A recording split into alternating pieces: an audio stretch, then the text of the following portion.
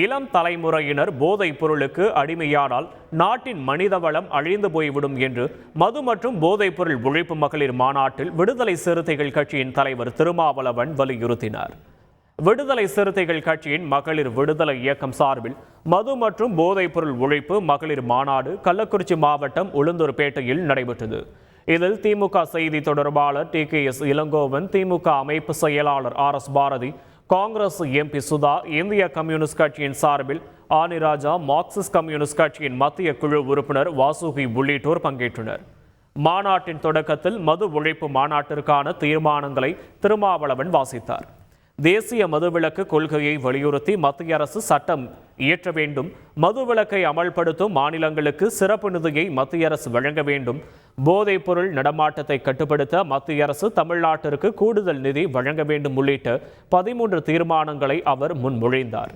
மேலும் மதுவால் தேசிய அளவில் ஏற்படும் பாதிப்புகள் குறித்து, தமிழக அளவில் ஏற்படும் பாதிப்புகள் குறித்தும் புள்ளி விவரங்களுடன் எடுத்து கூறினார். எனதருமை தோழர்களே, இளம் வயதில் குடிப்பழக்கத்திற்கும் போதைப் பொருள்களுக்கும் அடிமையாகும் நிலை ஏற்பட்டால் மனித வளம் அழிந்து போகிறது. அதான் நம்முடைய முழக்கம். மனித வளம் மதிப்பிட முடியாதது. உங்களில் எத்தனை பேர் எவ்வளவு பெரிய ஆற்றல் படைத்த தலைவர்கள் இருக்கிறீர்கள் என்று நம்மால் மதிப்பிட முடியாது. அம்பேத்கர் படிக்க வாய்ப்பில்லாமல் போயிருந்தால் என்ன ஆகியிருக்கும்? அவர் கிராமத்தில் எங்கே ஒரு இடத்திலே ஆடு மாடு மேய்த்து கொண்டிருந்திருப்பார். அப்படி இந்த மனித வளம் பாழாகிறது. ஊருக்கு 20-30 பேர், ஒரு மாநிலத்திற்கு இப்படி லட்சம் பேர், இந்தியா முழுவதும் பல லட்சம் பேர் இப்படி பாதிக்கப்பட்டால் 30 வயதிலேயே நிற்க முடியவில்லை, தடுமாறுகிறான்.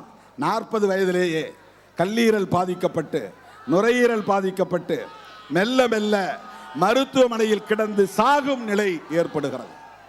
மனித வளம் பாழாகிறது. இப்படி மனித வளம் பாழாக கூடாது என்பதற்காகத்தான் நாம் இந்த கோரிக்கையை வைக்கிறோம். செய்திகளை உடனுக்குடன் தெரிந்து கொள்ள உடனே சப்ஸ்கிரைப் பண்ணுங்க.